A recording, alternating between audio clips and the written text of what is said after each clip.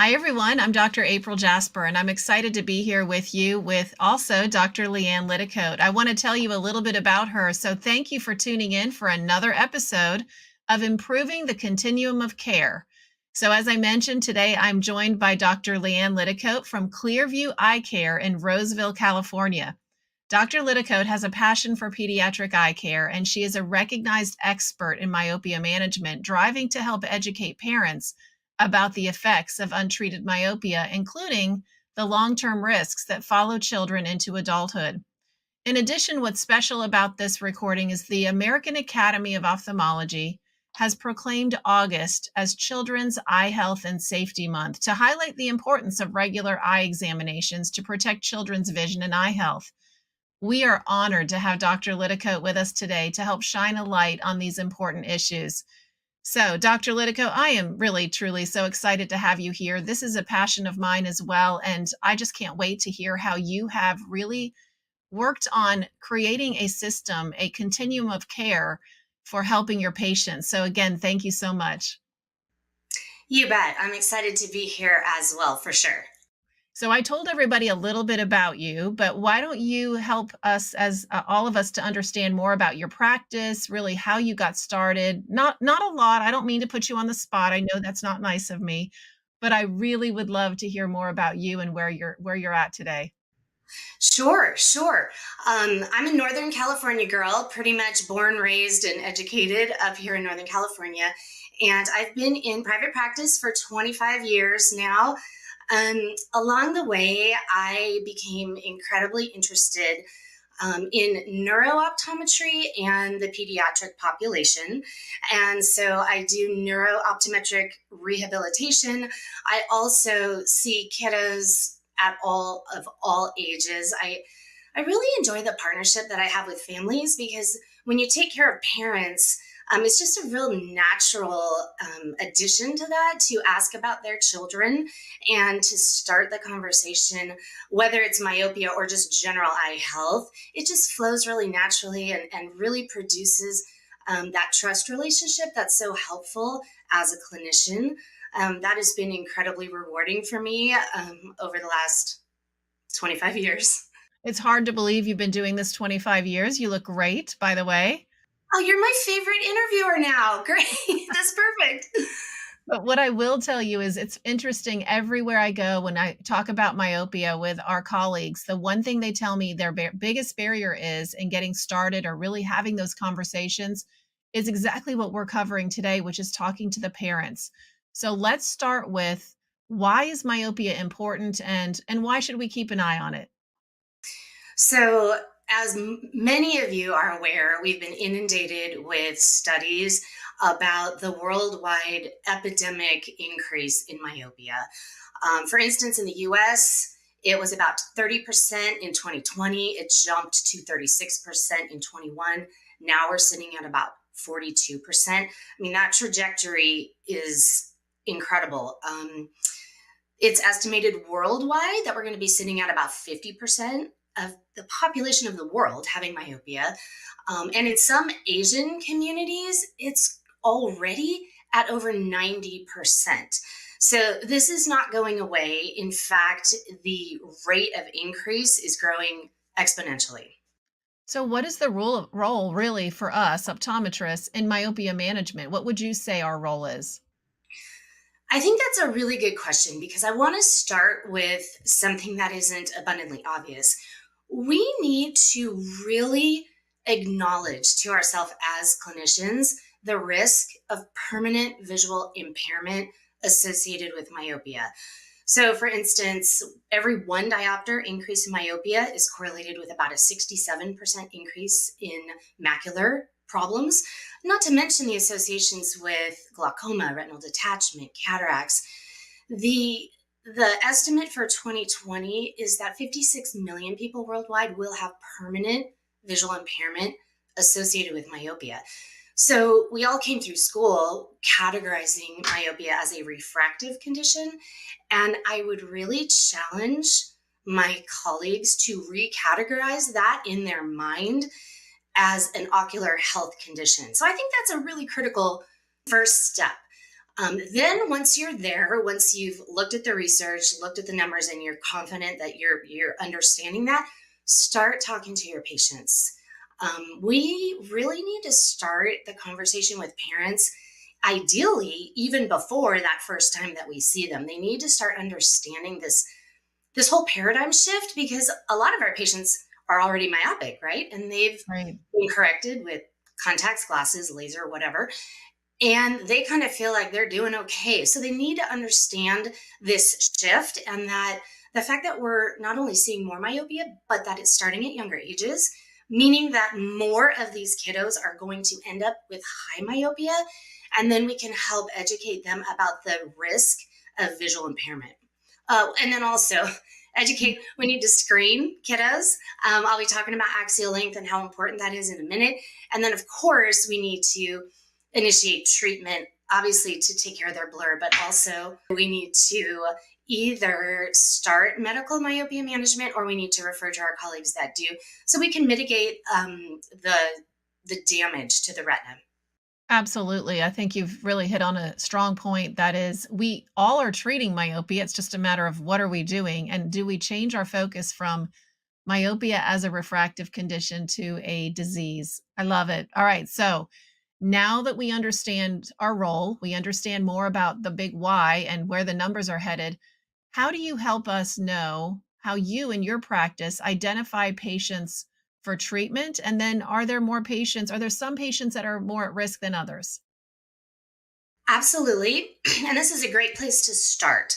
So we know that individuals that are of Asian ethnicity, or that have one or two myopic parents, are already at a higher risk. So that I kind of start there. Then, with regard to screening, we know that kiddos that are about 6 that already have less than 0.75 diopters of hyperopia, we know that those guys are at risk. So I start with that. And then I also look at what is their environment and lifestyle. So is this a child from a community that has great access to outdoors and they spend a lot of time outdoors? Or is this a child that is already spending hours on an iPad, even though they're like 6 years old? Those are all risk. So higher time on screens in your work, that's a risk factor. More time outside, that's a good thing. And then, of course, the genetic factors play in as well. If I'm tracking a patient over time, there's a couple of data points.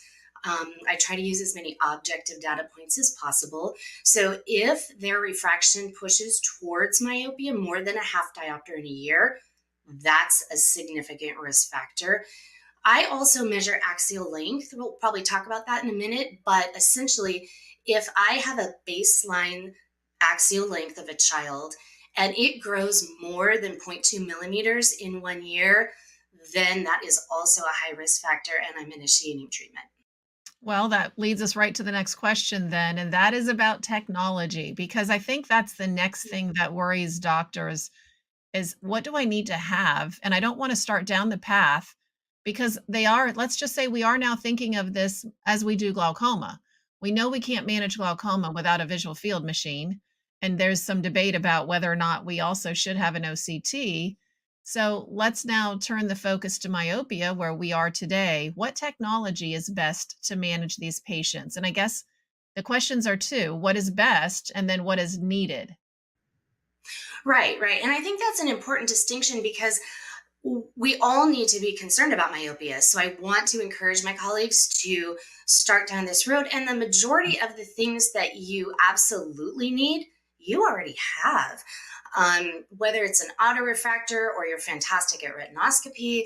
Also, you have a keratometer, you have all the acuity and binocular tools that you need, and you're doing a good fundoscopy with BIO or retinal imaging or both. Those are absolute must have components.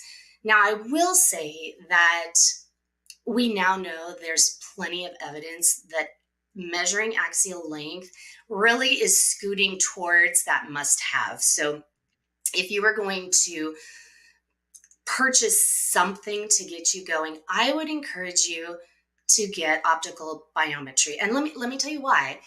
First of all, it is more directly correlated to disease than refractive error. We have evidence for that. It is objective. So as we all know, a subjective refraction is subjective. It's based Yeah. on the compliance of the patient. It's based on your technique and the instrumentation that you have. So when we're diagnosing and managing something from the medical side, objective data has always been critical. And I just want to encourage you that if you've never observed a young patient having an axial length measurement done, it's quick, it's easy. I do it starting around age 4. Not every 4-year-old can sit for a few seconds, but the majority can. And so I would say that it's kind of creeping towards the must-have list, honestly, in my mind. Okay. And I also want to talk about topography. Many of you have a topographer, but I want you to think through all the different things that you can do with that. Of course, with your contact lens fittings, I get all my Ks off my topographer now as well. And anytime anyone has an abnormal reflex on their cornea, I'm sticking them in the topographer. I'm looking for corneal ectasia. And if you screen for surgical co-management, you probably already have one, right? Because we use that Right. tool frequently for that. And we're going to talk about treatments in a second, but ortho K fitting, of course, you really have to have a topographer for that. And I would say also from my perspective, our topographer will give us photopic and scotopic pupil size. And that's really helpful for me because if we're going to start talking about atropine treatments, and I know that's going to dilate that patient's pupil a little bit, if they already have an incredibly large sort of baseline pupil size, I really want to know that. It's going to guide my treatment. And then one other tidbit for you to just kind of think on, there's a lot of research looking at higher order aberrations and the relationship to myopia progression. Um, at the moment, we're thinking that higher order aberrations actually are directly correlated to axial length progression. And so if you have a topographer that can give you that, it just gives you a little more of a full picture of this patient's risk. So now we've talked about where we want to be as far as myopia management. We've talked about some of the technology. We're going to talk about it more in a moment. But how do you incorporate all this into the comprehensive exam? And then before we finish, we definitely want to touch on treatments. Sure. So, in my opinion, myopia management is a conversation that needs to happen over multiple visits. As I mentioned before, many patients that already have myopia that are parents aren't anticipating this. They don't understand it. They don't understand why they didn't have this option.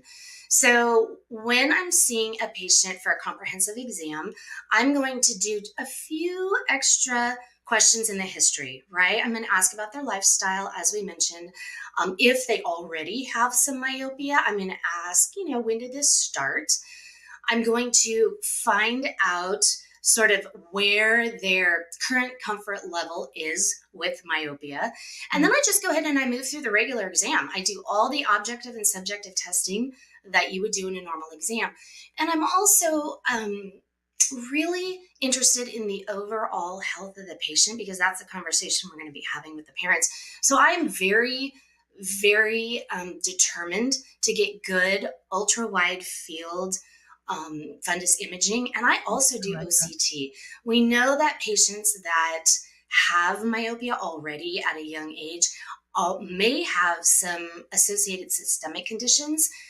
So we want to make sure we are able to talk about that. And then if we have a patient that's already fairly myopic, we need to be very, very careful with documenting peripheral retinal problems because more than 50% of people over 6 actually have some of that. So I'm going to do all of that in the regular exam. At the end, when I'm talking to the parents, before I talk about, are we going to do glasses or contact lenses or what have you, I use the phrase, I have found something concerning today. When you open with that, the parent kind of pays a little more attention. And I just explain that the recent explosion in myopia has led to a great deal of research, and we understand things about it now that we didn't know 20, 30 years ago. I explain how the myopia is caused by the elongation of the eye and the stretching of the eye is what's actually damaging structures in the eye. So I'm starting to help them understand the mechanism of damage. And then I just go right into, we now know that we can mitigate that damage if we Okay. treat them during childhood when the majority of that stretching happens. So I then just segue right to, I would like to schedule an evaluation to measure the size of the eye right now and measure some more specific tests to help guide us in our conversation to choosing the best treatment. Nice. All right. So I think everybody's following. We've talked about the importance of starting down this road. You walked us through what that comprehensive eye exam looks like, and now how it leads you into that myopia evaluation. So now let's talk about what a myopia workflow looks like. Yes, we have the Atlas 9000. And I always do topography with pupils with higher order aberrations in the myopia evaluation. We also use the IOL master and we get axial links. The measurements, that particular instrument takes multiple measurements, and I'm able to see all those measurements as well as the average. That is very helpful when I show the parents because they understand how important that particular number is. So, we're also going to, of course, look at how to have the conversation with parents about treatment. So, I don't just lay out, okay, this is the treatment I think. I say, okay, here are the top 3 treatments. Let's talk about what might work best for you. That's good. All right. So now the instruments that you use and technology that you're describing to us, and you mentioned earlier, how long does it take? How hard is it for your team and your staff to help you with that? Oh, minutes. Minutes. The hardest part is gathering them up from the waiting room and getting all their stuff moved to the back office. Seriously, once you have those instruments kind of side by side and the patient just moves from chair to chair or you roll the chair over to the other instrument, Right. literally it's minutes. What about the connectivity of all of the instruments? How do they work together and how fast is it for you to go through that process of reviewing it with the parents and the patient? So that's a great question. And there's a couple different ways to do it. The way we do it is we actually have a software program from ZEISS because the majority of our instrumentation is from ZEISS. And that is called Forum. And what that does is it pulls all the data, whether that's an image, an ultra wide field image, whether that's OCT, or whether that is actually a essentially like a printout, like a PDF of all of their axial links. It pulls it right into the monitor in the exam room. So I'm able to turn that over and say, this is what I'm looking for. This is what's concerning.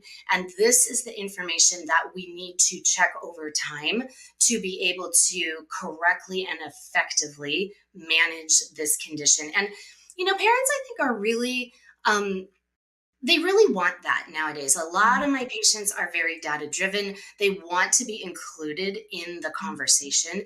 And so when I'm showing them the data and I'm explaining to them and I'm showing them the retina right there in the exam room, they start to understand the scope of what we're talking about. Mhm. That's so good. And I think that the way you do it really stands out to me because you use that word, the term concerning. I found something concerning. They're seeing pictures of their retina, so they're always already thinking eyeball health or disease.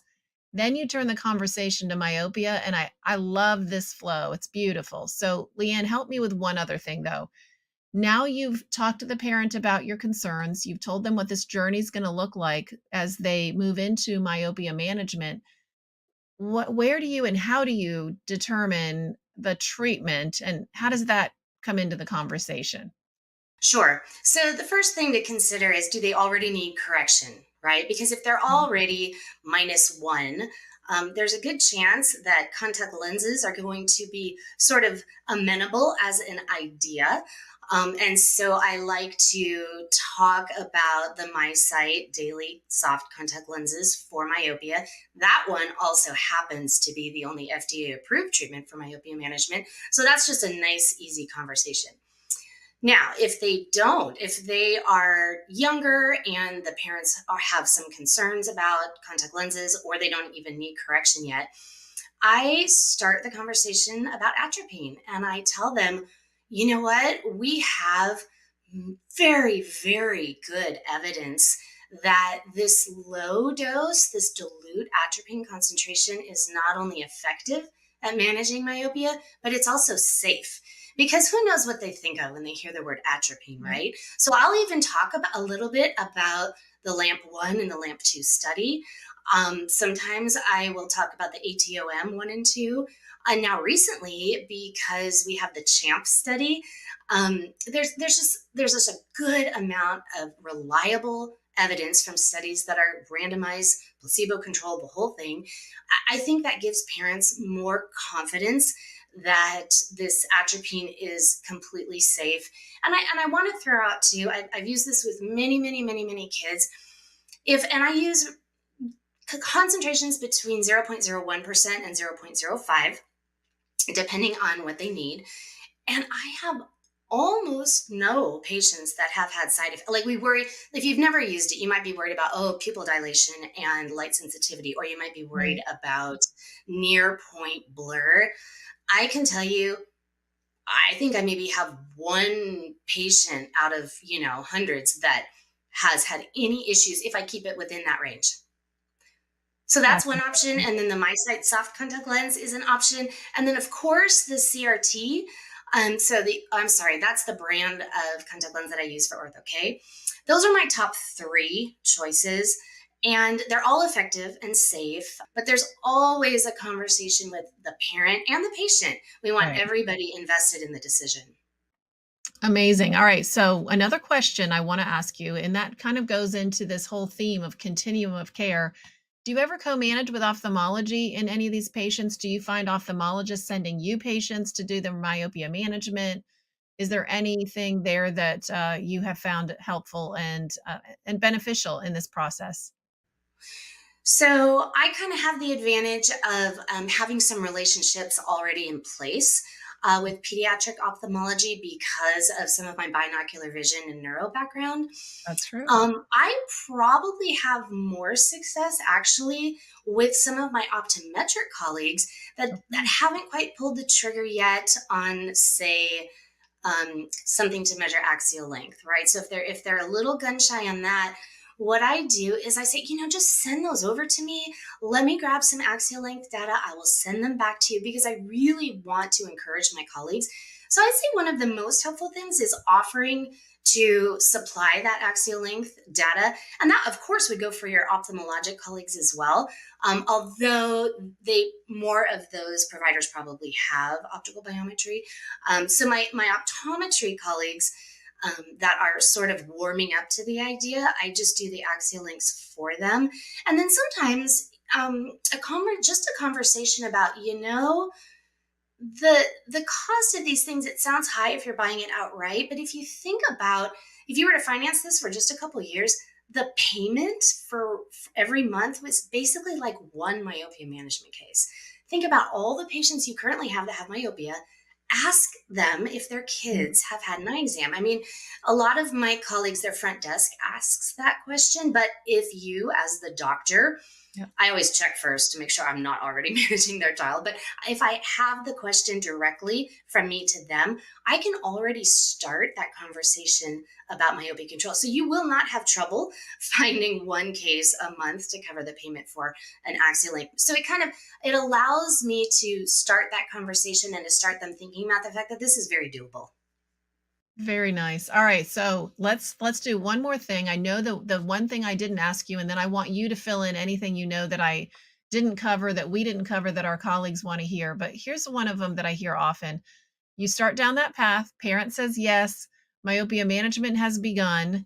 What does your next visit look like? So in the first year of Yeah. treatment, and are you using this technology every single time they come in? So the topography and the biometry. So what I do is I initiate treatment and then I see them in 1 month. And that 1 month is simply checking on compliance and making sure everybody's comfortable. I don't expect side effects, but I'm certainly going to ask about them, right? I'm certainly going to ask um, if they have light sensitivity, if they have headaches, if they're uncomfortable. Right. I ask about their technique for drop installation. I make sure that they're not having trouble getting it from the pharmacy. All of those like logistics pieces, I do it 1 month. I also, at 1 month, because we talk about so much at the eval and the initiation of treatment, at the 1 month, I start with the environmental protocols that I want these patients to do as well. So, for instance, I recommend that they spend 2 or more hours outside every day. Right. There is actual research that talks about broad spectrum light and its effect on the retina as being protective relative to myopia progression. I also talk about, let's tell me honestly how you use screens, how long you use screens, how's your Mm. posture when you use screens, and I talk about taking breaks. So I do ask them to take a break every 20 minutes. And here's a little key: they need to set an alarm. There's alarms everywhere, right? There's alarms on your computers, on your home assistants, on your phones, or you just grab a digital timer from the kitchen and you set it up for every 20 minutes. So, because nobody remembers, I'll just tell you right now, I have found that out. So, those are the things I do on month 1. Then I bring them back on month 3. I'm actually not doing topography or biometry at month 3. I do all of that at month 6. Okay. I feel like you need a little bit of time to get meaningful data that is actionable, right? So I'll redo all of that month 6, and then I bring it back 3 months later, and it's another conversation about how you do in side effects. Obviously, I do slit lamp refraction. I do all of that to double check.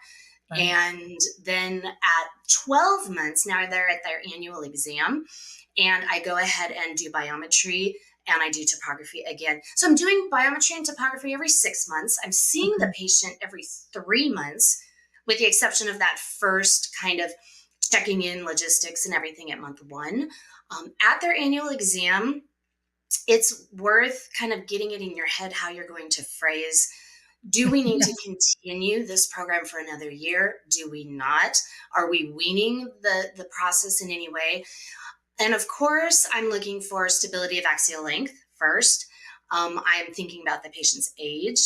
I am looking at their refraction. So if their refraction is changing, or if their axial length is changing by more than 0.2, or if they're over 10, even over 0.1, then I'm going to keep going. Now, if everything's stable for 2 years, then I'm going to start weaning. If they're on atropine, if they're in a contact lens and they have good acuity and they're performing well, I'll probably keep that contact lens going till about age 15 or so. That's awesome. Okay, so I think we covered a lot. I think that Mhm. this is super helpful for me, but I would love to have you kind of tell me, Dr. Liticote, what did we leave out? Is there anything that we didn't discuss that you know we need to bring up and share with our friends and colleagues to help them in this continuum of care of myopia for our patients? I I think we actually did a great job of covering everything. Um, Encouraging, having the conversation amongst with you Yeah. and your staff, with you and your colleagues, about the importance, and this process of recategorizing it in your brain. That takes a minute, right? Because we're bombarded by studies and articles all the time. But if you think about our overarching job is to protect the long-term health and function of our patients' eyes. That's what we do every day. And this, we now have enough research that I am very compelled that this needs to be the standard of care. So, just remembering that the majority of elongation happens in the first decade of life. If you're not used to seeing kids, don't worry. There's a few that are a little squirrely, but by and large, you can absolutely do this. And you know what? If you're like, no, I'm not going to do that. That's just not interesting to me. Find someone in your community that does and refer them and work, hand in hand and together. I think we can maybe make a dent in some potential visual impairment for our patients down the line. Dr. Liticote, I thoroughly enjoyed speaking with you. Thank you so much for your valuable insights into developing a workflow that supports children's eye care and myopia management. Thank you so much. You bet. Thanks, Dr. Jess.